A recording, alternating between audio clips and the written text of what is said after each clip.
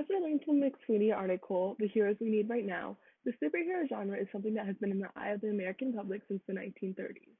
It started with Superman in 1938, followed closely by Batman in 1939 and Captain America in 1941. Back then, they did have an impact, but not as much as these days. McSweeney establishes that the superhero genre has risen into popularity in the recent decade because it was needed. That in troubled times, Americans turned to the heroic ideal. This genre, specifically the Marvel Cinematic Universe, helped when the industry's ticket sales were declining rapidly, when the public itself was experiencing a decline in morality after 9/11 and economic regression, neo Nazis, and much, much more. The superhero genre provides a much needed space for people to escape and get lost in the flashy heroics and happy endings. Black Panther, released in 2018 and directed by Ryan Coogler, is a part of the Marvel Universe.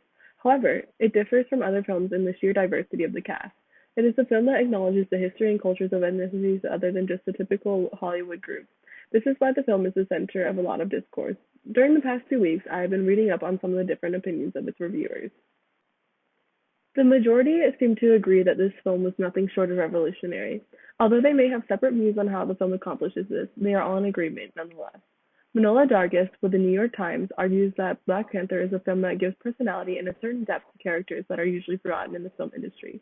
Dargis discusses all the ways that this is true, citing the creating of Wakanda as a somehow retro, modern, futuristic setting. The satisfying villain, action scenes that have a kick, women with true roles in the story, and charismatic actors. She concludes this by saying that race is very central to the film and that it matters deeply. Van Arnoucourt II, writing for The Atlantic, concurs. He believes that the film is about Black power. He alludes to how Wakanda is representative of the Black community in modern society, saying that it presents this illusion of being secretive, remote, poor pastoralists, but behind that is an immense power and revolutionary technology that is leaps and bounds ahead of the rest of the world. In an article in Time magazine, Jamil Smith remembers how little representation he had in the film industry as a child, and how Black Panther finally gives the Black community the representation that has been lacking for so long. He dives in deeper to discuss how the representation itself was multifaceted, rather than just being two-dimensional characters that we are used to seeing for people of color. However, as there almost always is, there is a dissenting opinion. In an article entitled Black Panther is Not the Movie We Deserve, published in Boston Review, Christopher LeBron asserts that the film depended on a shocking devaluation of Black American men for its success. He argues that the portrayal of Killmonger, the villain, only perpetuates the stereotype of young Black men in America. He is seen as the most dangerous man in the world, in a world where we have much bigger problems.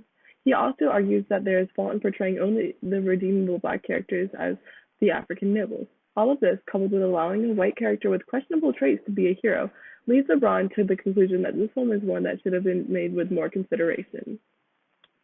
All of the articles have valid, thought provoking arguments.